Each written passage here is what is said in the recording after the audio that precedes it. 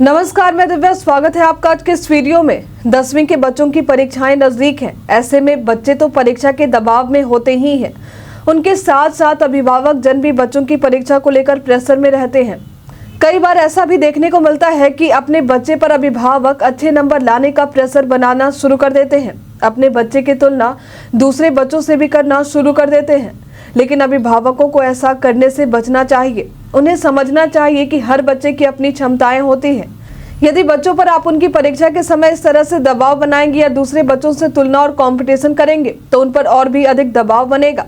साथ ही वे अधिक स्ट्रेस लेना भी शुरू कर देंगे, जिस वजह से बच्चों की परीक्षा भी बिगड़ सकती है। इसलिए कभी भी अपने बच्चों पर इस तरह के प्रेशर ना बनाएं और ऐसा करने के बजाय परीक्षा के लिए तैयार होने में उनकी मदद करें।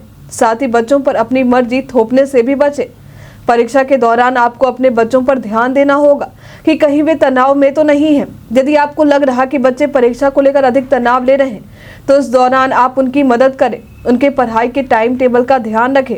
यदि कोई टॉपिक उन्हें समझ नहीं आ रहा तो उस टॉपिक को उन्हें समझने में मदद करें और पढ़े हुए चैप्टर्स को रिवीजन करवाने में उनकी मदद करें। साथ ही उन्हें चीजें जल्दी जल्दी अभ्यास हो सके, इसके लिए उनके छोटे छोटे टेस्ट भी लेते रहें। परीक्षा के दौरान अपने बच्चों के साथ थोड़े अच्छे पल बिताएं और उनका मनोरंजन करने की कोशिश करें ताकि उन पर परीक्षा का दबाव पहले से थोड़ा कम हो।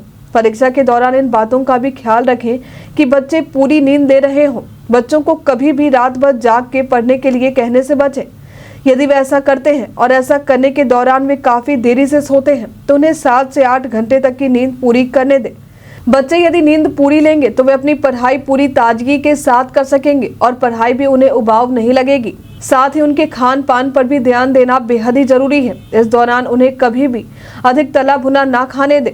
साथ ही ध्यान दें कि बच्चे अधिक तला भुना खाना या बाहर का खाना ना खा रहे हों। तला भुना खाना उनके स्वास्थ्य पर बुरा प्रभाव डाल सकता है और वे परीक्षा के दौरान खुद को कमजोर महसूस कर सकते हैं। इसलिए परीक्षा की घड़ी जब नजदीक हो तो इस दौरान उनके खाने का भी खास ख्याल रखें। पौष्टिक खाना खिलाएं।